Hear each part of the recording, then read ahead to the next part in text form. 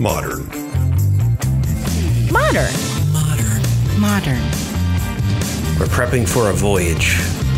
Modern. The force of an old-fashioned equals whiskey mass times bitters acceleration. Why don't you make that a double? Modern Bar Cart. What's shaking, cocktail fans? Welcome to another episode of Modern Bar Cart Live. This time around, we were lucky enough to have special guest Erin Petrey of Bourbon and Banter join us in person for a tasting of 4 different bourbons. The goal here was to see how different styles and mash bills affect the flavor profiles of America's spirit and learn to appreciate how different flavors can be mapped onto decisions made during the distilling and barrel aging process. The bottles we taste in this stream are as follows, in case you want to taste along with us. Elijah Craig Small Batch, Four Roses Single Barrel, Rebel Yell Kentucky Straight Bourbon Whiskey, and Wild Turkey 17-year Bottled in Bond. Quick little intro for Erin. Born and raised in the Bluegrass, Erin has always held an affinity for her home state's signature spirit. Throughout her world travels, 35 countries and counting, Erin delights in spreading the gospel of bourbon across the globe, from Spain to Korea, and especially in her now home of Washington, D.C. Erin spent her formative years studying international relations and finding the best libations in the nation's capital. Though a high rye bourbon will always be her favorite, she can never say no to a pretty bottle. Always up for an adventure, Erin also enjoys kayaking, science fiction, exceptional cocktails, and traveling everywhere possible. I'll add that Erin has served on the board of the Kentucky Society of Washington since 2014 and is a prolific spirits and cocktail educator who runs a bunch of different classes for private and corporate clients. You can connect with her on Instagram at ERPDC, all one word. And with that, let's jump straight into this live bourbon tasting. Erin Petrey. Hi. Thanks for being here. Of course. Happy to be here. Thanks for having me. Yeah, so for all the folks who are joining us on Instagram Live, we're here for a 4 bourbon tasting. We don't have to wait till September to drink bourbon. That is correct, even though September is National Bourbon Heritage Month. So we're kind of we're making up for 2020 and all the terrible things that we lost time on there. So we're getting started nice and early here in 2021. Erin, why don't you kick us off by introducing yourself and Sure. just telling our listeners and our viewers a little bit about who you are and how you came to become a bourbon evangelist. yeah, sure. No, so I actually even wore the shirt, my Bourbon Evangelist shirt.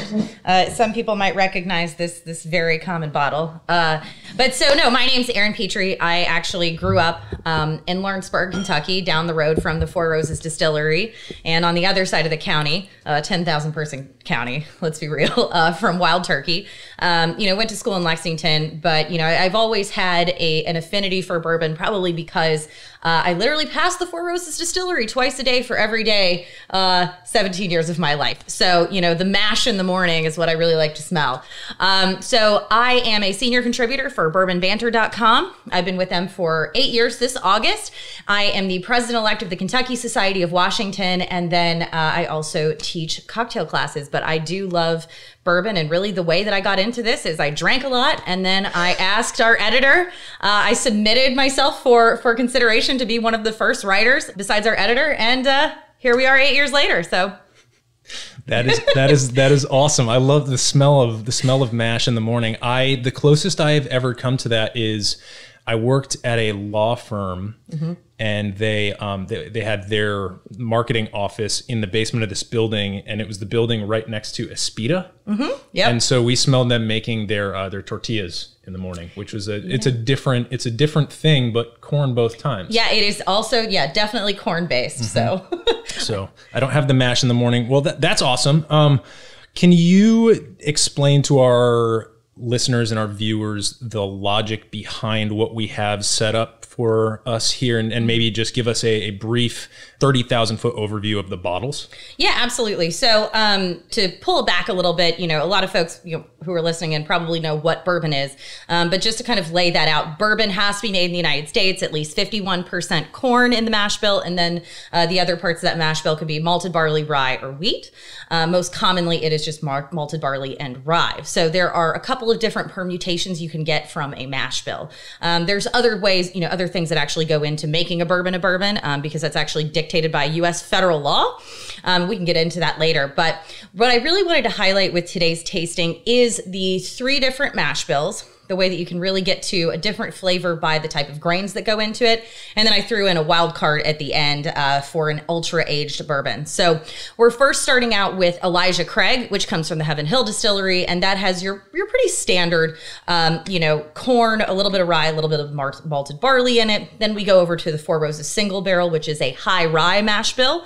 There's really no definition for what high rye means. A lot of people think it's over 15 or 18%, but we're going to get pretty deep into rye with that.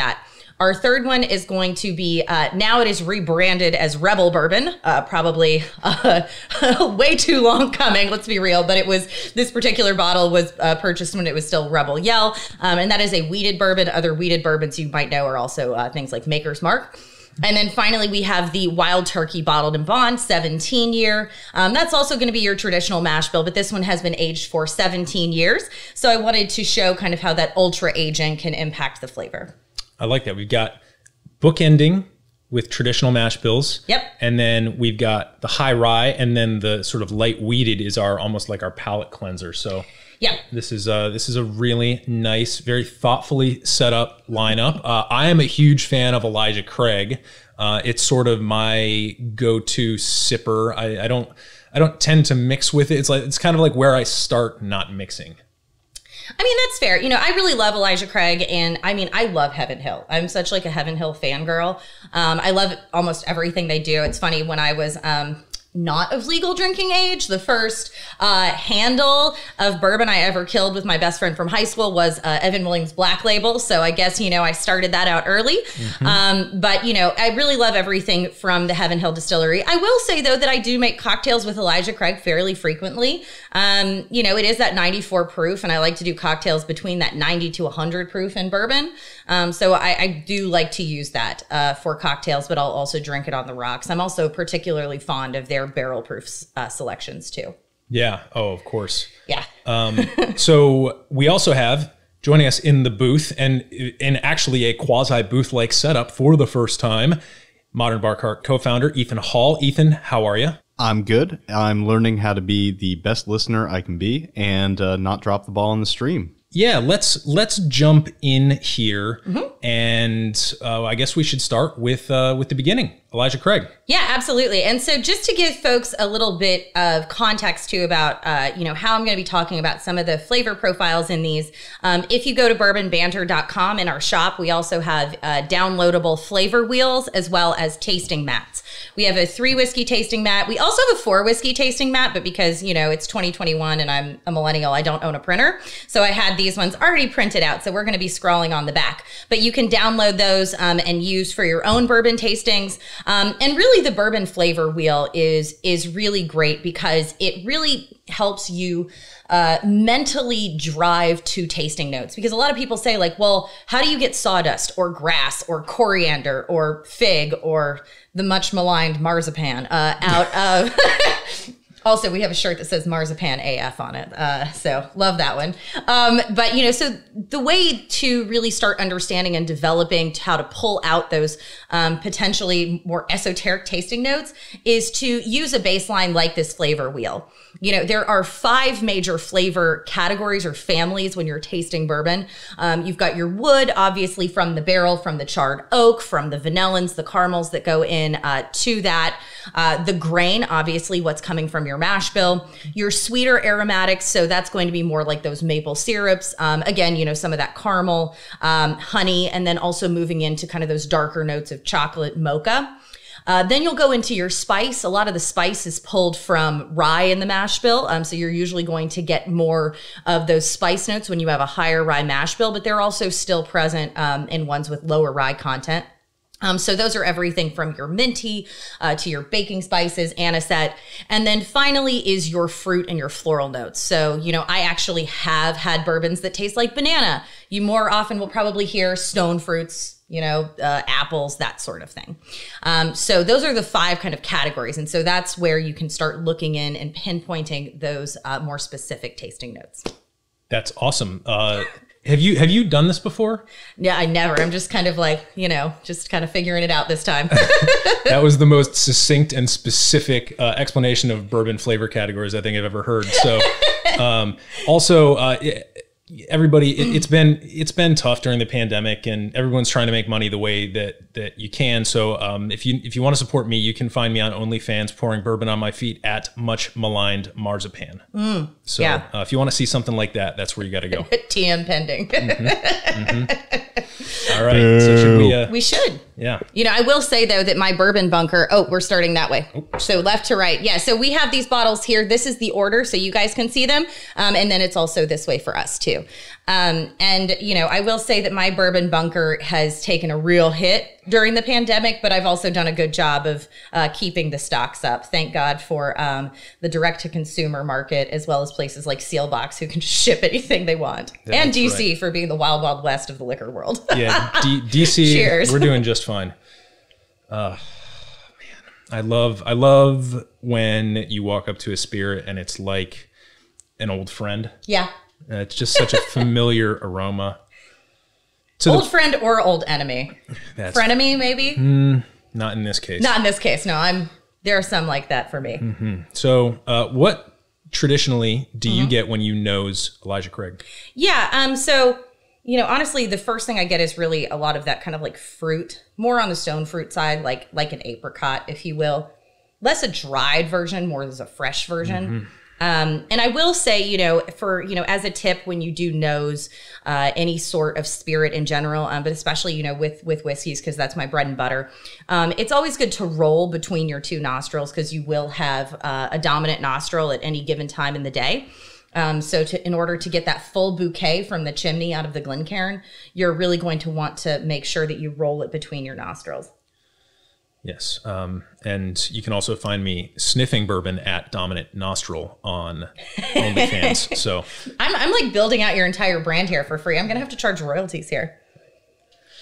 Lovely. So I get a lot of, I get brown sugar on the nose. Absolutely. So I get sent back. I do like the stone fruit. I like maybe a nice, ripe but somewhat acidic plum in a baked format where you have like a brown sugar plum pudding, or like a plum crumble, or like a brown sugar crumble on top of something. Vanilla notes that are common in every bourbon, and that's, you know, those kind of warm spices, those warm notes are going to kind of give you that hug, if you will. And then when you drink it, you also get that Kentucky hug, which is that, you know, the proof coming in. And I will say, so Elijah Craig is 94 proof. That is actually going to be the lowest proof of any of the ones that we're tasting today. The rest of them are all 100 proof. 94 proof. So, and to me, it feels pretty close to that. So 90 proof is 45. So 94 is going to be 47%. So this is, it's definitely got a bit more of a bite than something like a Maker's Mark, like a regular standard Maker's Mark, for sure. Well, yeah, because that's 90 proof, but that's also a wheated, right? So it's going to be softer on the palate. Yep. You know, on the flavor, I get a lot of the, I don't know if anybody has ever had a Majeska. They're a candy that was created in Louisville. It was named after, I believe, like some sort of like Polish opera singer or something. I'm going to get the specifics of that wrong. Was it spelled like M-A? M-O-D-J-E-S-K-A. Oh, I was thinking. Majeska. Yeah, okay. I'm half Polish, and so yeah, the spelling usually gets pretty funky. Yeah. Well, I mean, listen, we're Kentuckians. We might have screwed it up at some point, you know, who knows? But a Majeska is, I think, probably one of the most perfect candies out there, because it's marshmallow in the middle and then it's caramel on the outside. So I get that a lot on the flavor here. It's a little bit of that marshmallow kind of sweetness and fluff, but then also the lighter caramel, but more of a buttery caramel. Yeah, I like, one of the things that I like about Elijah Craig is the oak profile. I think that it actually really showcases the fact that, like, I know that this sounds really strange and kind of basic to point out, but this showcases the fact that a barrel was made out of oak and then set on fire. I can taste some of the fire in it, and not in a way that not in a way that tastes like charred or sooty, but like there's some fire here. There's nuances of fire. Well, and and that's that's certainly intentional too, because so the story goes that Reverend Elijah Craig, who was a converted Baptist minister, he had a fire in his barn where all of his barrels were, and they accidentally got set on fire, but he needed to send that whiskey down to New Orleans anyways, and they were like, "This is great." That's honestly I'm going to call BS on that one, because people have been toasting barrels for a long time, because, it's better for to close any seams. People knew that it gave it flavor. And then also just from a cleaning perspective too, like if there was junk, if you had crackers in your barrel before and you wanted to put whiskey in it, you just throw some fire in there and it cleans it out, if you will. So it's a nice story though. It's a nice story. And if you go to Heaven Hill, their distillery is in Bardstown, Kentucky, actually right across the street from the Willett Distillery. They have a beautiful video that's very well produced that shows the whole story. But I feel like it's a bit, when it comes to history, it's a bit apocryphal. So it's not real. Yeah, we tend here in the U.S. though, I think we embrace that because our history is so much shorter that I think we feel like we need to make up for a little bit of lost time. Yeah, it's true. We have a rich history though too. It's funny though about Elijah Craig. So Elijah Craig himself was actually from Scott County, Kentucky, which is next to Lexington. So it's Georgetown, Kentucky. And the guys at Blue Run Bourbon actually grew up from Elijah Craig's homestead. And so they named it after his homestead, Blue Run. So so the mythology around Elijah Craig the person is very deep and long. So yeah, chances are if it's brown in a bottle and named after an old white guy, it's bourbon. Yeah, that's true. But the nice thing about Elijah Craig, the last thing I'll say is that, as far as age statements go, it does not hold an age statement. Sometimes if you do get a store pick, there will be an age statement on there, anywhere from 8 to 12 years. But in general, Elijah Craig off the shelf 94 proof is going to be a blend of bourbons from 8 to 12 years. They discontinued the 12-year product. Gosh, at least a decade ago now, I feel like. It was a while ago because, I feel like it was maybe, I don't know. It's also the fact that now the 80s or 40 years ago weirds me out. 1980. So, time is relative, especially after 2020. But they also have the barrel proof variety. They have a new toasted barrel variety, which I have not had yet. They also have a rye now. And then they have an 18 and a 23 release. So, but yeah, this one's been around since the mid 80s, I think. Right before I was born. So 1986. So I like as well the fact that when I drink Elijah Craig, I tend to take more time between my sips because I get a nice, almost like a taffy finish. It's like a little bit saline to me. Yeah. And to me that's appealing because you have this interesting tension when you have a finish like that. I find there's a little bit of delight in it because it's also a good texture. I find that it's got a bit of a buttery texture on it as well. Sure. And so I sit there enjoying the texture, and I enjoy salty foods anyway. I'm much more of a salty person than a sweet person. I'm a salt fiend, so yeah. But then the fact that it's salty makes you kind of want to go back for more. So there's this fun little tension in the glass, and you don't find that with everything. No, you don't. And that's also why, I know I'm not really getting into cocktails, but when you add a pinch of salt into a cocktail, it can completely it elevates the experience and enhances all of those flavors so much. It doesn't just make it salty, right? And so having that salinity is certainly something that makes your mouth water a little more. Ethan, do we have any questions from folks? I could make up some questions, but we don't. I will ask, do you guys get creme brulee top? Yeah, so creme brulee topping, right, what is creme brulee topping? It's fired sugar. right? Which is, a type of caramel, which is also what, they're doing to the barrels. So the barrels are toasted. And so those natural sugars in the wood, those natural wood sugars are going to get toasted. So very literally, there is a type of creme brulee sugar, if you will, as part of the ingredients of really every bourbon. So I really like that you kind of pointed that out, because creme brulee is one of my absolute favorite things. And, who doesn't love torching something? So yeah, absolutely. That's going to be, that's also a nice way, when I go back to saying, if you're trying to pinpoint better ways to really articulate, different flavor profiles or different tasting notes, start thinking of correlations, right? So you think, okay, it tastes like burnt sugar. What is burnt sugar? Oh yeah, no, it goes back to creme brulee. And especially because there is a little bit of that body to it as well. Because when you eat creme brulee, you're not just eating the sugar topping, right? You're also eating that custardiness, which also has vanilla bean in it, right? So it then, saying creme brulee topping kind of pulls all of those things in together. And it makes you sound fancy.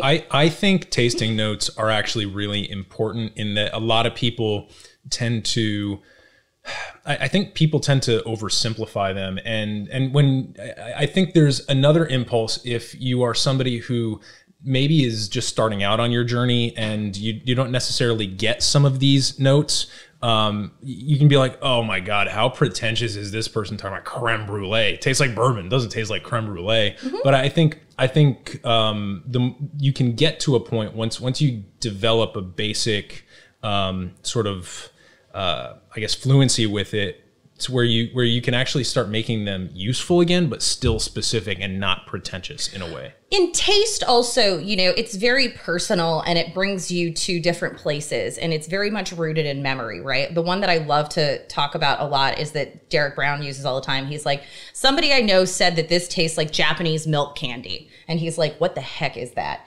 And then he tasted Japanese milk candy like years later, and he was like, oh my gosh, it does taste like that. And so, it can be very evocative of various memories that you have. And so also don't feel like you're going to be wrong if you say something. Everyone's palates are different. So someone who picks up on fig, that doesn't, and the other person, or even the brand notes don't say fig, it doesn't mean that's wrong. That's how your palate processes that. And that's perfectly fine. And that's why something like a flavor wheel is really, it's a great tool, for, experts to neophytes, and throughout that gamut. So don't ever feel shy about that, except I will say one thing, the absolute worst tasting note you could ever give to something is the word smooth. Because it means nothing. It just means it doesn't taste like gasoline. And if it tastes like gasoline, don't drink it. Yeah, and so for anybody who agrees with that or is curious to learn more, go in and look up our audio essay episode, The Death of Smooth. Oh, I need to listen to that because I hate it so much. You actually might enjoy it a lot. I had a lot of fun putting that one together. So you and I are actually very well aligned with that coming into this tasting. It's like calling something interesting. It's like, okay, it sparks interest. Great. Exactly. It's a lack of specifics. So anyways. So Elijah Craig, we know it, we love it. I think it's time to turn our attention to the next bottle on our tasting, which is Four Roses Single Barrel. Yeah, and so Four Roses Single Barrel. So Four Roses has 4 major types in their lineup. So they have the Four Roses Yellow Label, also rebranded recently as just Four Roses. They have the small batch, and then they have the single barrel. And then the only reason I say 4 is because the 4th one is going to be your store picks, right? So any sort of private picks. So Four Roses has 2 different mash bills and 5 different yeast strains. So they make essentially 10 different recipes. And so your single barrel off the shelf is going to be that first strain. So it's going to be their first mash bill, which is mash bill B, I believe. Yeah, mash bill B. So that's 60% corn, 35% rye, 5% malted barley. And then from there, there's so many different other permutations between that and the yeast.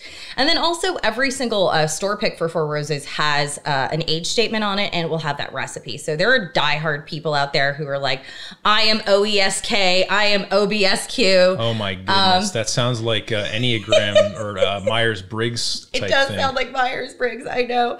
But this is a 7 to 9 year. The single barrel will be anywhere from 7 to 9 years. They pull it when it fits that flavor profile, right? Interesting that we started off with something that's 8 to 12 and now we're going slightly down in age. But higher in proof. And then also because it's a single barrel, that means it, you're going to get sometimes a little bit of a different details on it each time. So when you look for single barrels in the store, you're always going to get generally the same overall experience, but there will be differences because they are single barrels. Right. So for example, I know some people who really don't like Henry McKenna, for example, which is out of Heaven Hill. It's a bottled and bond product, so it's 100 proof. And it's a single barrel product, but some people are like, oh, the last Henry McKenna I got was garbage. This one I got today is amazing. So it sometimes can be a crapshoot when it is single barrels. So, yeah, and that's that has a lot to do with, if we're looking at the process and saying, all right, well, it's the same recipe. How come the same recipe in a different barrel tastes different? Well, a lot of that comes down to the fact that, well, these barrels kind of get moved around the rick house. And so maybe one's sitting sort of lower where it stays cooler, and then maybe one's sitting maybe a little higher where the heat is allowed to aggregate, and then during the summer it gets a little hotter. And then, the nice thing about that is that it's a very human process. There are literal human beings who are sitting there testing these, using their senses to test these barrels. And sometimes, you're going to come across that bottle where you're like maybe less impressed by it. But to me, that makes the remarkable bottles even more special. Yeah, absolutely. And, so one thing I will say about rotating barrels in rick houses, so not all of them will do that, right? So there's some distilleries, there's fewer ones that actually move them around. A lot of times what will happen is they will stick a barrel in a rick house, and that's where it will live. And they will taste it. And so that's why tasters, blenders go in, and they are literally thieving from the barrel. So they take this big copper siphon, pop it in there, and they're just tasting whiskey all the time. Yeah, it's awesome. It's literally what you do when you're a kid and you get the straw in your soft drink and you put your finger on top and you pull it out. It's just that, but giant. And bespoke and made of copper, right? Yeah, exactly. But it's the exact same thing, right? It's a siphon. And so that's why taste is so important. And that's why the role of the master distiller, master blender. So, people like Jackie Zykan, for example, the master blender at Old Forester, right? She has her job because she has an exceptional palate. Anybody can, with a basic understanding of chemistry or a chemistry degree can distill something, but really understanding and appreciating those flavor profiles and understanding how to blend them together, that's really where that next level comes in. And that's where it becomes a true art rather than just a science. Mm-hmm.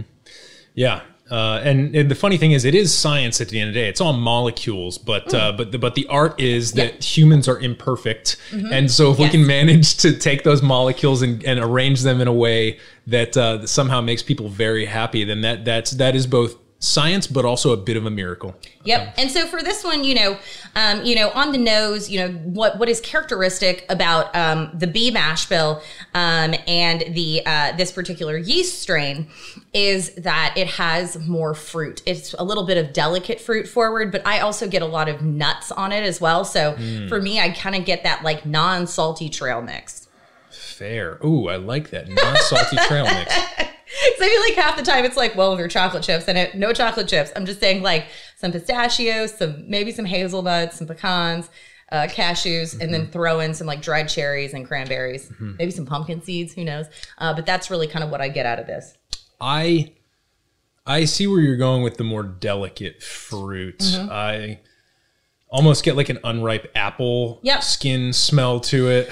Well, a lot of times people will say, oh, that tastes like blackberry jam or fig jam or something jam. And really when you say jam or jelly, what that means is that it has been heated and the sugars have caramelized some and they're softened, but also deepened.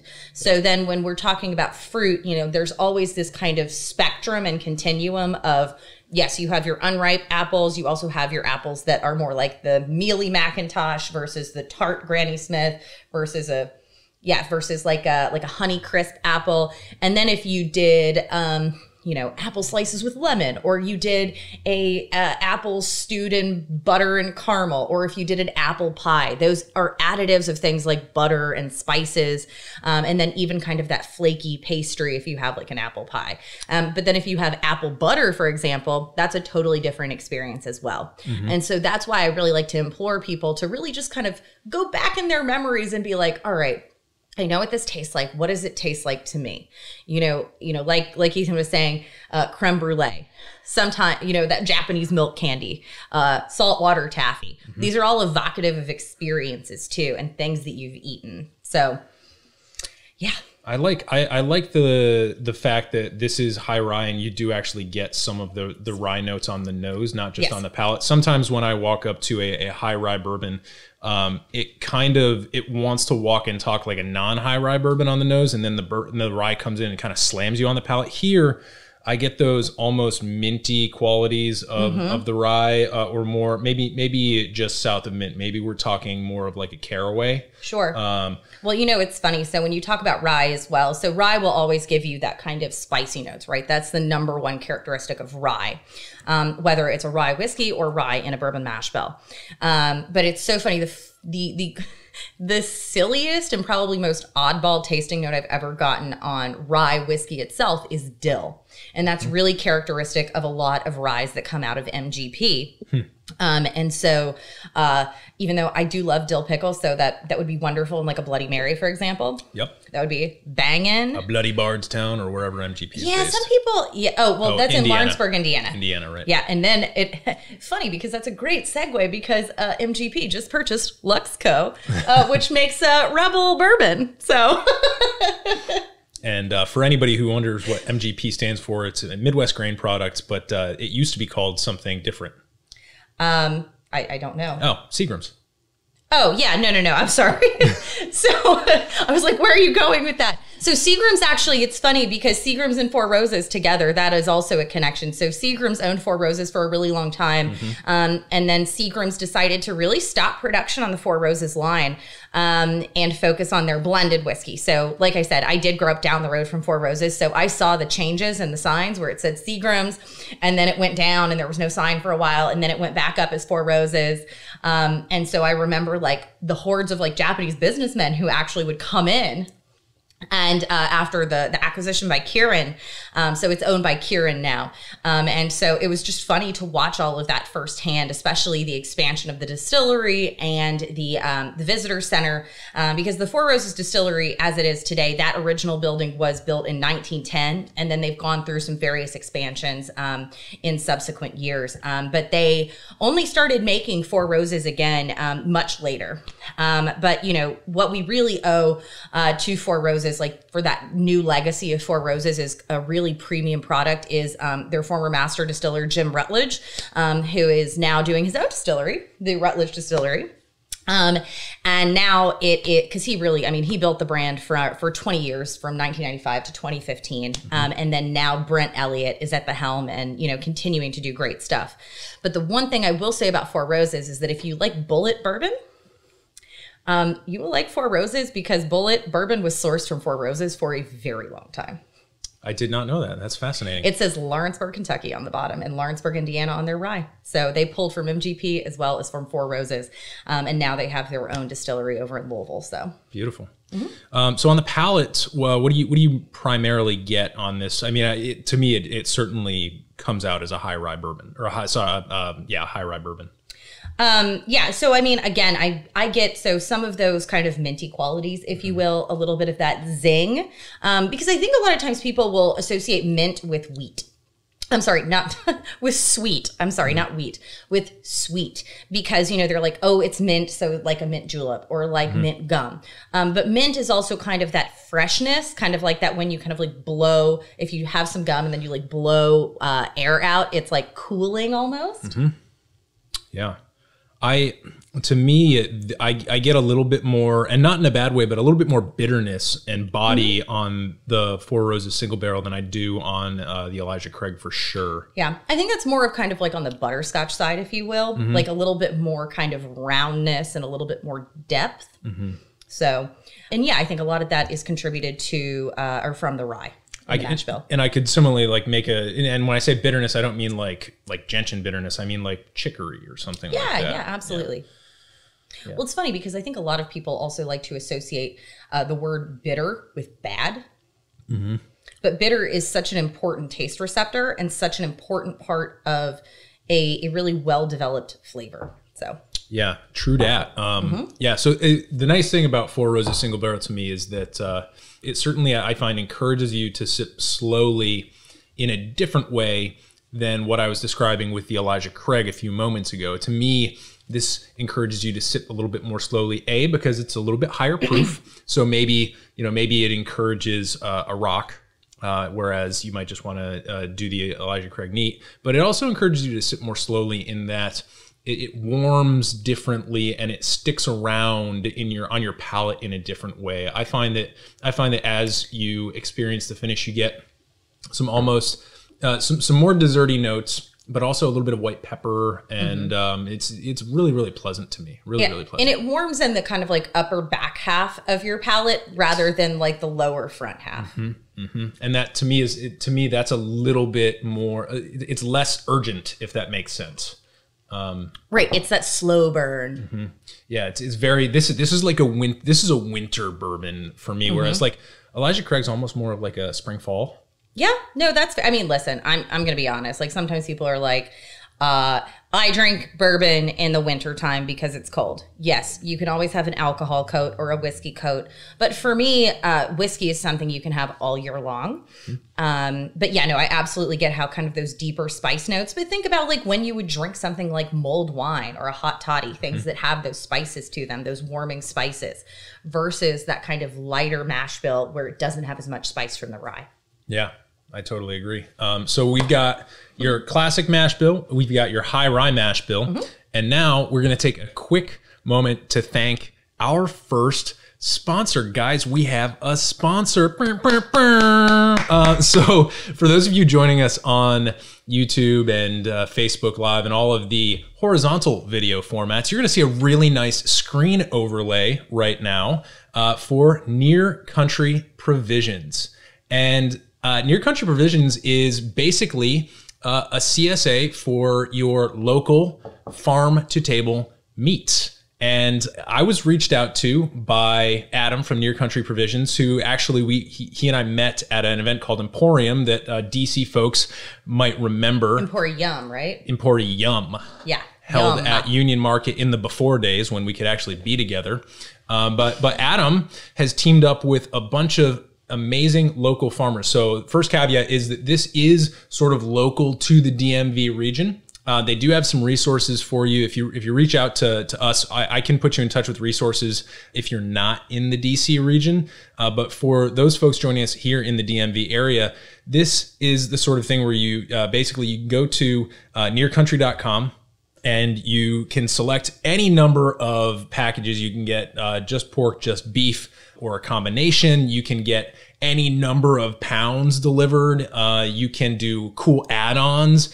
And they're also about to launch chicken, and they've already launched seafood. So this is a really cool local initiative. Like the seafood is all local too. It's, so we get the rockfish or striped bass for those of us who aren't from around here. But yeah, so I've been testing this out with our friend Ethan in the booth for the past couple months, and I've done some really fun stuff. I took some of the beef that they used, and I threw it in the sous vide, got it right to medium rare, and then sliced it super thin because I made some homemade pho, and I just took this beautiful farm fresh beef and was able to put that right over my pho, and it was like this beautiful touch. And it's great. It's been amazing to play around with. They have great cuts, and they just drop it off right at your door on ice. You just leave your bag out from the previous delivery. They grab that, and then away you go. You've got your meat for the month. And I even tried to throw them a curveball this time. I threw in a 6-pound brisket as a little add-on, and it didn't trip them up. So Ethan, what have you been making with your Near Country Provisions meat supply from this past month? Yeah, so I've been going in on the breakfast meats pretty hard these last few weekends, and they're wonderful. So the Near Country breakfast sausage was phenomenal. came with it's unlike your Jimmy Dean maple flavored sausage. It is made with real maple sugar. Delicious as a side with some hash browns and eggs, some pancakes, and what's even better is while they're not formed into patties or links, the way that Near Country pays attention to detail and puts the butcher paper in between layers is you get these big, wide, I mean, my friends from Pennsylvania Dutch Country will say it reminds you of slices of scrapple, but it tastes way, are we a family show? Way stinking better. And then you've got their bacon. It is your traditional thick cut, super premium bacon, but this stuff is smoky as all get out, has a phenomenal taste for something that is uncured in that traditional sense. A lot of the other places will try to use weird additives, so kind of defeats the purpose of an uncured meat if you're gonna add stuff that shouldn't be in a cured meat or uncured meat. This stuff, fantastic. I'm not actually gonna speak ill of their competition because I'm only gonna be eating this bacon going forward. Should I switch this over to the code? Yeah, please. So the cool thing that we have to offer all of our viewers and listeners right now is that we have a nice little thank you from Near Country to all of our listeners. If you go to nearcountry.com and you sign up for one of their packages, you can use the code BARCART, all one word, at checkout to get 2 free pounds of bacon or ground beef. You choose. And it just comes as a little thank you for being a part of the modern bar cart community. So again, at checkout, that's bar cart, all one word. It doesn't apply to trials, which you can also do. If you just want to kind of give them a little test, you can do a little trial, but that doesn't count for our little code. So if you do end up going all in and using Near Country for your farm to doorstep meats, then use that code at checkout and select whether you'd like 2 pounds of free bacon, which Ethan just described, or 2 pounds of free ground beef. All right, let's get back to the bourbon. I know, it's funny because so I'm a pescatarian, so I'm just like thinking about like, oh yeah, I can't eat that. But then when you said they have seafood, I was like, oh, okay, well maybe I need to check that out. They do. And I will say though, is that, you know, a lot of times people think that bourbon and steak, right? Like I always say, think about Ron Swanson when you're talking about pairing with whiskey. What is Ron Swanson like more in the world besides woodworking and not government? Mm-hmm. Whiskey and meat, right? And of course, you know, meat goes really well with bourbon and whiskey in general because of the various type of flavors, and the oils in the bourbon really help to cut through some of that deep fattiness and even the salinity. The sweetness and the salinity go really well together to make this really beautiful marriage. But I feel like a lot of times folks are like, it only goes with meat, but it actually goes really well with seafood too. Especially some of the sweeter stuff like shrimp or lobster even. And so there's so many ways that you can actually pair whiskey with food that I think folks maybe wouldn't even think about. So yeah, typically it's going to be like your after dinner drink, but yeah, start playing around. When I think bourbon, I think like maple glazed ham. Yeah, okay, that's fair. I normally think of like, you know, like Roost Chris Steakhouse, you know, having like a big thing of whiskey and bourbon with my big old, you know, like butter sizzling filet. So, I mean, I wouldn't turn that down either. I mean, yeah, listen, you know, I haven't always been this way. So take us to our next bourbon. Yeah, so this one is Rebel Bourbon. So it's funny because I always was like, why is it still Rebel Yell? I was like, haven't we gotten away from this?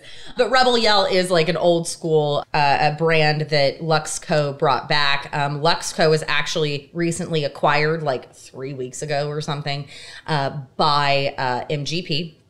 They used to source most of their whiskeys from Heaven Hill, so which we've already touched on. So a lot of these started in the same place. But the difference between the Rebel Bourbon and the rest of these is that it is a wheated mash bill. So most of the wheated mash bills you are probably accustomed to are Maker's Mark. I certainly could have chosen that one, but I wanted to choose something that maybe folks don't think about. Larceny is also out of Heaven Hill, but I didn't want to pull in something also from Heaven Hill. Right. Even though very technically it's from Heaven Hill, but you know. And then finally, the one that all y'all probably have heard about is Weller and Pappy Van Winkle. Those are also wheated mash bills. And so Rebel Yell actually started, it was a brand created by the Stitzel-Weller company way back in the Wayback Machine. And then it was sold off in 1972, I believe. And so Luxco's only been around for about 40 years, but they make this as well as Davies County, Ezra Brooks. And so the thing that I really get off the nose on this one, and oh yeah, so the mash bill here is 68% corn, 20% wheat, and then 12% malted barley. And so that one of the things about that too is that the malted barley is much higher than the ones that we've had in the other two. So that will give a little bit more kind of that graininess to it as well. So because malted barley is what's usually used in Scotch, for example. So that's used to also temper kind of that sweetness and softness of the wheat. But on the nose, I get a lot of grass. I like, well, yeah, wheat is a grass. Interesting. It is a grass, but you So know, is corn. kind of that freshness, you know, sort of that fresh, corn is a grass? I didn't know that. It is. I guess it's like a, big seeded grass. The things you I learn. get that. I get that. Like, yeah, wet, like grass after a nice rain. Yeah. Oh, yeah. Ooh. Yeah. That's fun. You know, this is fun to smell. It is. I would say this is probably the most fun to smell. And one of the things that I sometimes come across in wheated bourbons is if you take too big of a sniff, like if you get real ambitious and get right in there, sometimes you can get a little bit more than you reckoned for on the nose. That octane. I like to call it singeing my nose hairs. Yeah. You know, so you don't need a trimmer. You just need some really good high proof bourbon. But this is nice. This has had plenty of time to open up, and it's real. This is really pleasant to smell. I mean, there's something I would say, you know, that the different. Again, we're going to coming back to this idea again, but differently comforting about a wheated bourbon than something that's a high rye. This is to me the friendly, outgoing person here in this lineup. Yeah, and so this one is, this particular bottling is 100 proof, so 50% alcohol by volume. It's also a straight bourbon, so it doesn't have an age statement, but you know it's going to be at least 2 years old. So straight means at least 2 years old. If you see bottled and bond, that's going to mean 4 years old, and we'll get into that with our last one, which is bottled and bond. Yep. But for this one, you know, it's a lot of times folks think that if there's wheat in your bourbon, it's full of gluten. But actually, so this is something I talk about a lot in my cocktail classes too, is that, so with the distillation process, all of that protein that is gluten just gets completely decimated. So the only way there's going to be gluten in a distilled product, that's not saying liqueurs, because there could be other things added, right? Is if like literally like wheat dust settled into the bottle before they like poured the whiskey in there. So even if it's a wheated bourbon, it is gluten free. So But Tito's is gluten free, like they say so. they are the most genius marketing folks on the planet. All vodka is gluten free. I was like, can I say this closer? All vodka is gluten free, as is all rum, tequila, whiskey, etc. Gin. It's funny because I had somebody who actually worked at a liquor store, like fairly prominent and well-known liquor store here in DC, say that they can't drink bourbon because of a gluten sensitivity. Oh no, I can tell. I mean, listen, you know, sometimes there are people who could have a reaction, but also that doesn't mean necessarily that it's a gluten reaction. Yeah. It could just be another type of reaction. Also, if it's a craft producer, for example, there could be less, you know, control over if little bits of dust settle in there that do contain gluten. Also, the other way you can get gluten in whiskey is by flavorings and additives. But if you are drinking bourbon that is regulated by the United States government, by the FDA, by the TTB, all of these folks, and so they literally can't have any artificial additives in order for it to be labeled as bourbon. So there you go. The more you know. Exactly. So the thing that I love about this is that it really does not hit you like a 100 proof product. No. It does. So Rebel Bourbon comes in 100 proof and 80 proof. I brought the 100 proof because of course you did. It's me. I was like, I don't even own a bottle of Basil Hayden because I don't drink anything under 90 proof really. But yeah, it really does not drink to its proof. No. So be careful. Yes. Seatbelts on. Seatbelts on. Yes. Drink water between. Hydrate. Yep. Hydration is the most important part of dehydration. So Yep. But yeah, it's, I mean, just what an approachable product, especially for the proof. And I mean, sometimes when we're tasting too, I think it's useful to consider value, right? Bang for your buck in certain respects. There's not just one definition of value. I mean, it depends on who you are and what you're looking for in terms of how we can define value. But for me, the value of this is that, you know, it is, by the sheer fact that it is 100 proof, it brings a certain amount of gravity and sophistication to the table, because if you don't have a somewhat sophisticated product, you have no right to be bottling it at 100 proof. You're going to want to water that down right to where it's legal, so that people can, you know, let the water erase some of maybe the flaws or lack of sophistication. But you've got a sophistication sort of built into this by the sheer fact that it's 100 proof. And then you taste it and you're like, wow.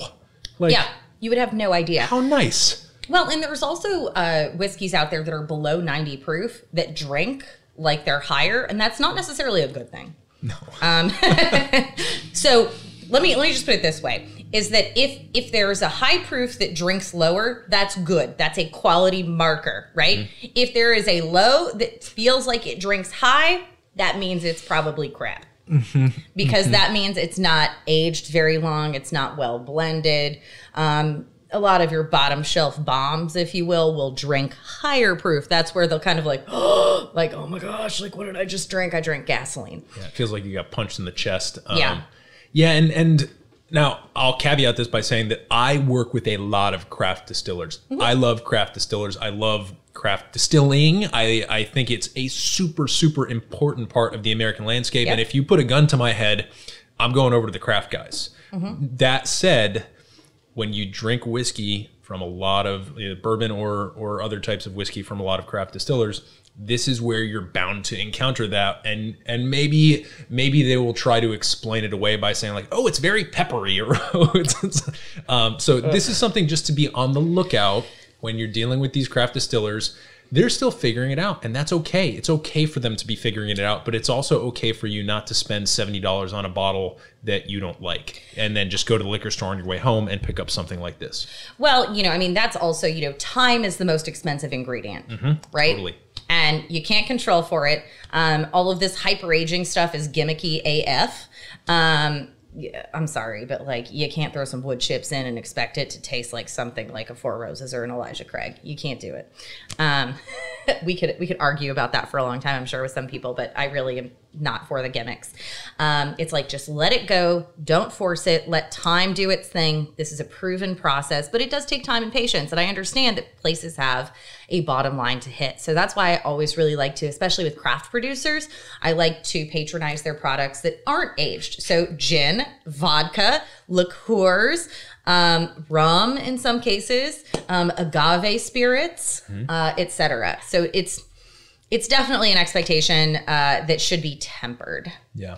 But going back to your value conversation too, I mean, so Elijah Craig is about what, $25 MSRP. Four Roses single barrel is about 40. The Rebel Bourbon is between, $20 really, $25. And then once we get to the Wild Turkey, that's really kind of the heavy hitter as far as your wallet and age go. But that's for a reason, right? Yes. But value is something I also really like to talk about. First off, drink what you like, drink whatever you want, but do drink curious. That's our mantra at Bourbon Banter. Hashtag drink curious. That makes me feel really old when I say that. I'm like, hashtag. I'm not even on TikTok. I can't figure it out. So you have to know how to dance, I think. I mean, I do, but very poorly. I'm like a Liz Lemon dancer. Oh, yeah. Working on my night cheese. So, but when it comes to value, though, you also have to think about like a lot of bourbons out there. Someone asked me actually last night, Erin, what do you think about Sweetens Cove, Peyton Manning's bourbon? Well, that is a sourced bourbon that is overpriced so badly. And I've never had it because I don't care about Peyton Manning. And also it's all branding. Does it come with head trauma? I'm sure. Well, it comes from head trauma if you're willing to pay, like, I think it's $350 a bottle or something. So you must have experienced some head trauma if you bought a bottle. Sorry, Marianne Barnes, but sorry, Peyton. Sorry, girl. Sorry, guy.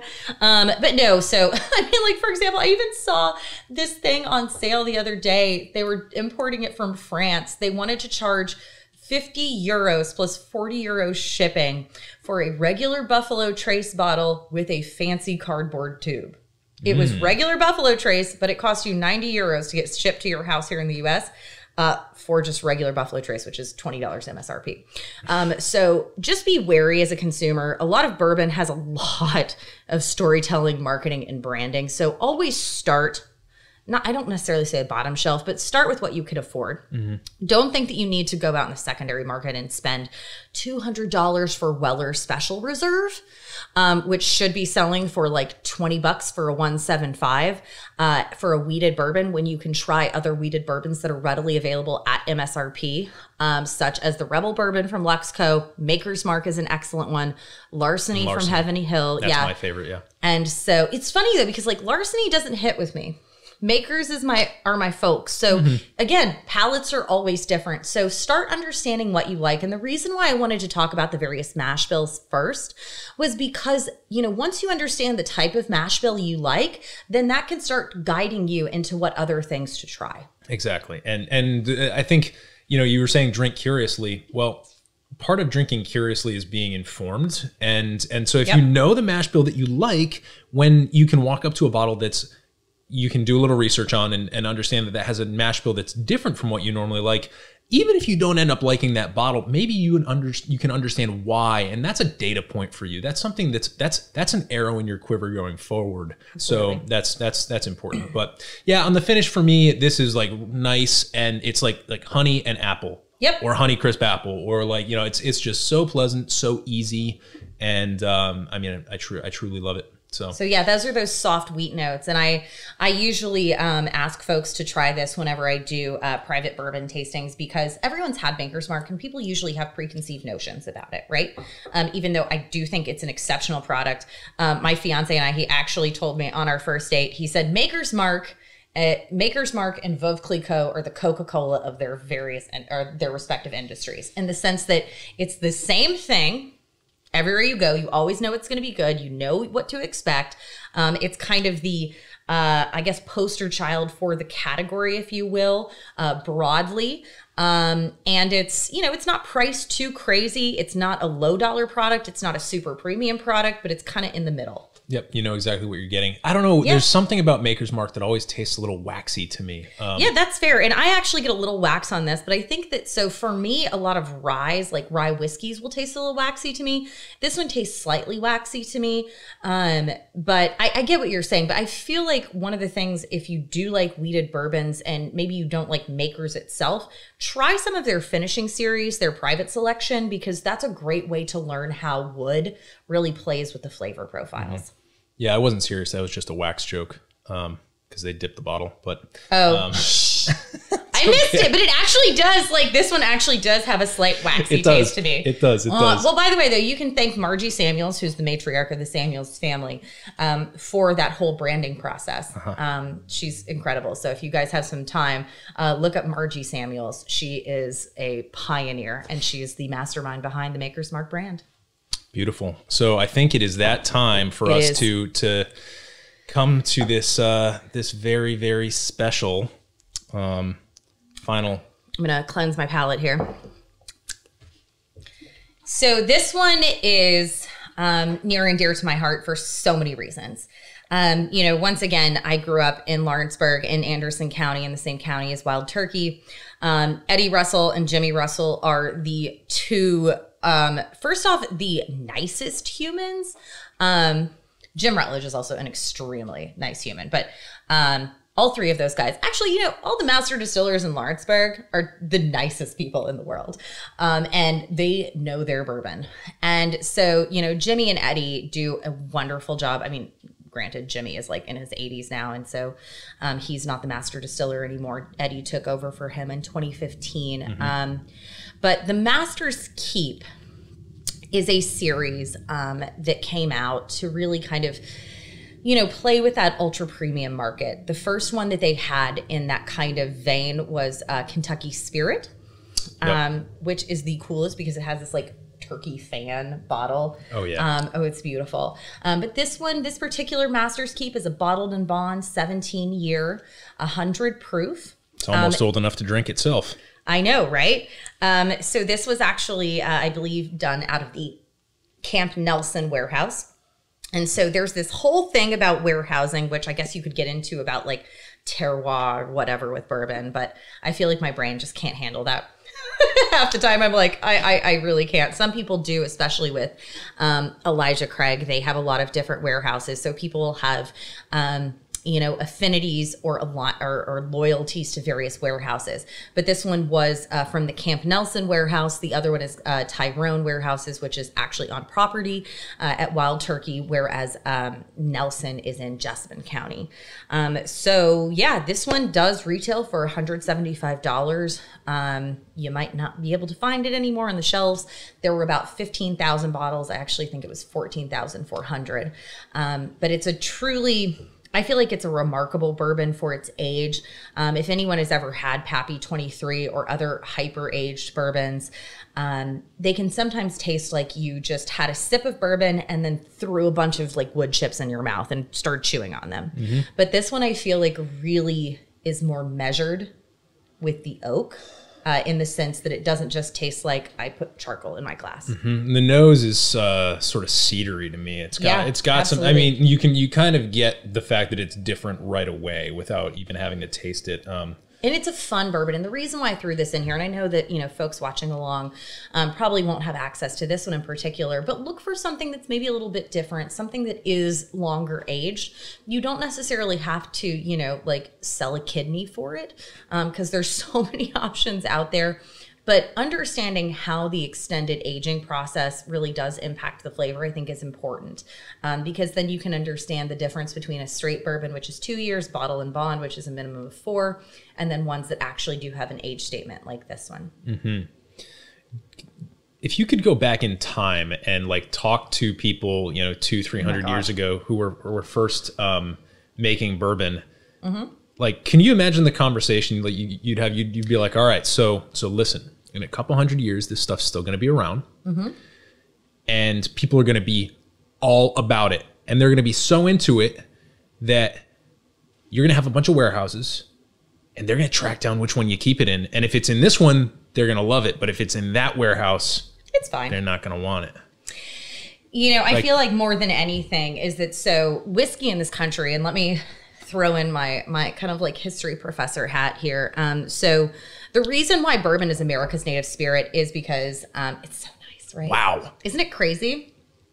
That's not bourbon. Right? It is, but it's not. It's not. It's such a fun flavor. Ethan, what are you getting? I was about to say, like, what's Hold Ethan on. think? We'll get back to Professor Erin. I Ethan, know. what is the flavor that I'm getting that I can't communicate? Is it pear? 1 second. Let me flip the camera and give this a little sniff. It's very fruity. It's very fruity, yeah. Which is not what you'd expect at all. Mm-mm. You definitely do get some of the charcoal on the front of the palate, right? So that's what you're going to get with a hyper-aged bourbon, is you will get a little bit more oak, but you get you're not really getting that caramel sweetness. You're getting more like mocha. Like think of like a little bit of like coffee bean as well as like cocoa nibs. This tastes like Armagnac. There you go. This is ridiculous. This is where we get into... Or even like Applejack even. Like, like an aged, like a Laird's 12 even. This does not taste like it is made of corn. Right? It's so fun. It's our super premium conundrum that we had with the rums where they start tasting like other things and not in an insulting way. It's like the rum tasting like scotch. This is the bourbon that tastes like really good brandy. Yeah. And I think that's what you're picking up. It's not pear. You're picking up all the flavors of the brandy. I almost get I don't want to say this, but it tastes like almond too. I definitely get kind of that almond flavor. Not marzipan. I don't know. I don't know though. Like almost I think this would be a positive use case for marzipan. Just putting it out there. I know, but I just can't. My heart hurts. No, but yeah, so I definitely get kind of that almond, not like necessarily like orgeat almond, but like really nice, like just raw almonds, not toasted almonds, but raw almonds. Mm-hmm. Like almond extract even. Yeah. Almond, I can get the extra. It's very intense. It's very powerful. Yep. It's powerful but sophisticated. This doesn't taste like it's 100 proof, I don't think. mean, this this is baffling to me. Right? And it's so fun. I mean, the price tag is totally worth it. I mean, for anybody out there who's saying they're like, oh my God, this is special. Yeah. Like this glass is going to be dry. Yeah. For sure. So, all right. This is an interesting thing I think to talk about here would be like, how do you evaluate or think about a bourbon when it doesn't taste like a bourbon in this case? Like what's the mental process that you go through when you taste this? I mean, again, I have real appreciation for where I'm from, and the impact of the environment as well as the palate of the master distiller. Because number one, the environment is the major contributing factor to whether the barrels that were created and filled that ended up being this particular BIB product versus, maybe some of those were also dumped to be 101. They could have been dumped earlier to be 101, but these ones were special. And the reason they were special is because of the various type of makeup from the barrels, the interaction with the environment. I don't know why Jessamine County is so special. Most folks, like, the best things in Jessamine County, Kentucky are the boot store and Camp Nelson warehouses. Not hating on anybody from Nicholasville, just saying. But, it's the fact that something can be so different because of how it has aged and literally breathed in and out of those staves. Because the staves in a barrel are like lungs. They breathe in, they breathe out. And so when the white dog or the actual corn mash is put into a barrel with these seasons, especially in Kentucky, that's why Kentucky does so well with bourbon, is because of the rapid change in temperatures versus the summer versus the winter. That's why I really don't love Texas whiskeys, because they have a pretty standard weather pattern up until last week. Yeah. And so, the other reason why Kentucky, was really popular with bourbon production is because, folks were literally said, like, hey, you plant 40 acres of corn, which was a crop native to the Americas. If you plant 40 acres of corn, you can have X amount of land, just like, Jamie Fraser and Outlander. They were like, the governor was like, you can have all of this land if you recruit so many people to settle there and you make so many things of crops. It's the same thing with bourbon. No, but really, it had everything to do with politics. The reason why we in this country have a palate for bourbon is because in, I can't remember, if it was 1806 or 1807, the British put a blockade against the United States and against the Caribbean and France because of Napoleon. And so we couldn't drink the brandy and the cognac we liked so much, so we started getting into our own stash, and that stuck. And so it's all of these geopolitics that actually led us to having such a unique product and having such a palate for it. And now recently it's really taken, the United States as well as the world by storm. But it all has to do with our unique geography, the weather patterns, because you can take the exact same mash bill. Wild Turkey has 2 mash bills. One is bourbon, one is rye. That's it. So literally the exact same recipe was used to make that 101 versus this right here.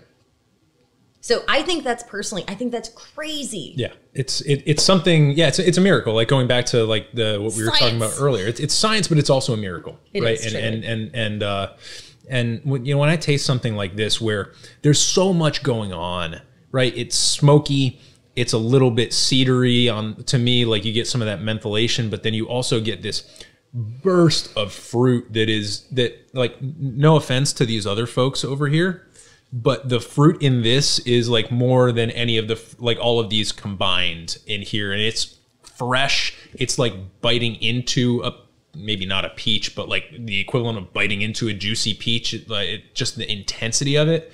And then you've got this crazy finish where it's like all of these things kind of warp through different iterations of what they were when you first took it into your mouth. So it's incredibly compelling, and like it's almost I think drinking something that's A, this old, and B, had so much care put into the making of it is no offense to anybody but sort of a religious experience for me. Like not to say that the other types aren't good and valid, but this to me is a religious experience because there is something about that. There's something numinous about this. There's something mysterious, but also loving and compelling about it.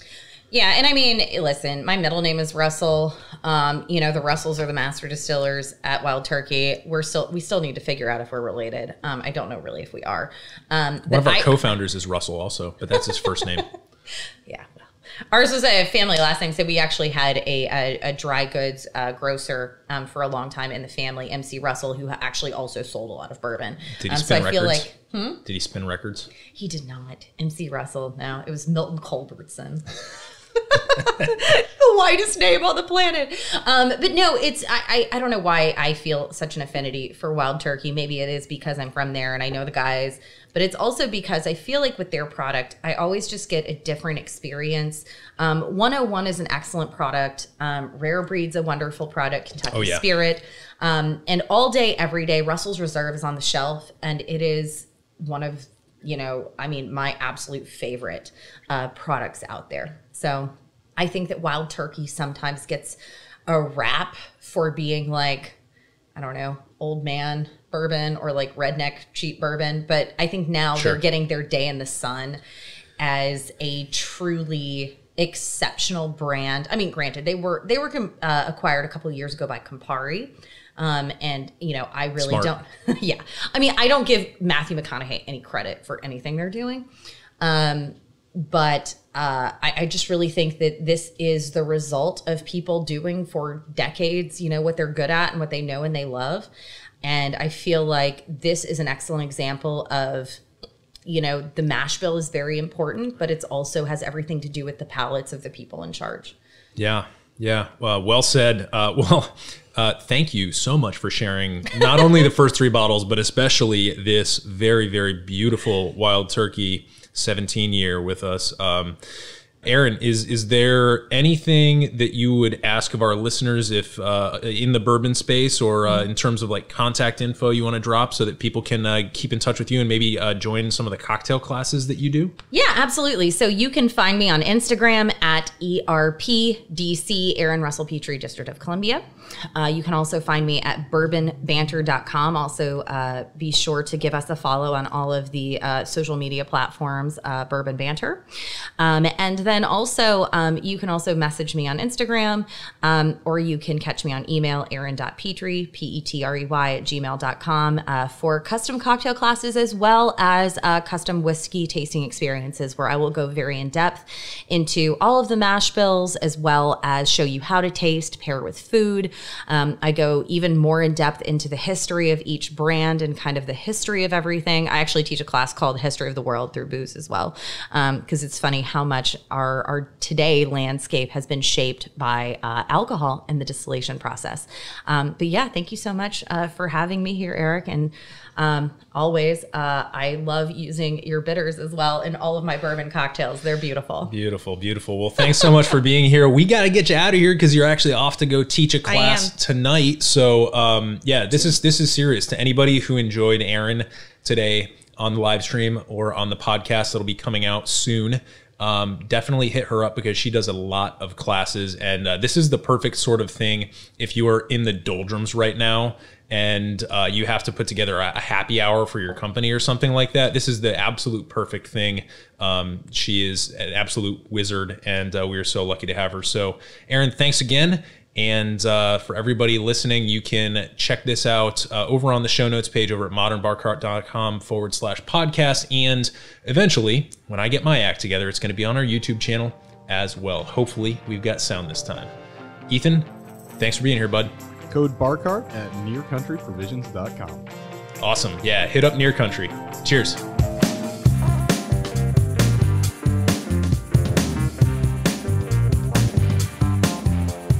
Hey everybody, thanks for listening. If you enjoyed this episode, there's 2 big things you can do for us here at Modern Bar Cart.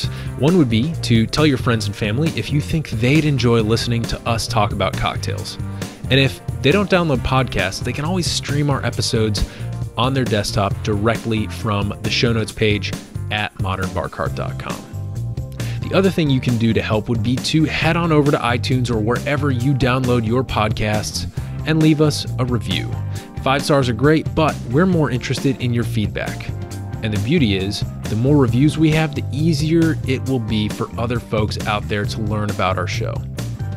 We're trying to start a cocktail revolution here, and by spreading the word, you're helping us fight the good fight. You can always reach us by emailing podcast@modernbarcart.com if you're looking for cocktail or bartending advice, or if you're a pro who would like to pull up a mic and be interviewed for all to hear. Also, definitely follow us on Instagram and Facebook @modernbarcart for cocktail porn, recipes, and entertaining tips.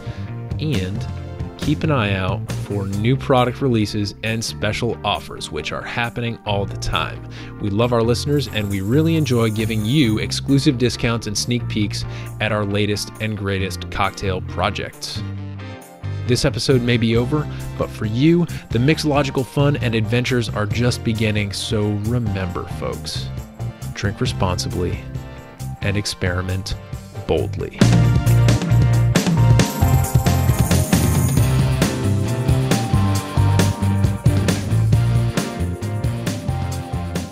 This episode was made possible with editing and sound design by Samantha Reed, bourbon and spirited tasting notes courtesy of Erin Petrey, soundboard management by Ethan Hall, delicious meats from Near Country Provisions, and a little bit of color commentary by yours truly.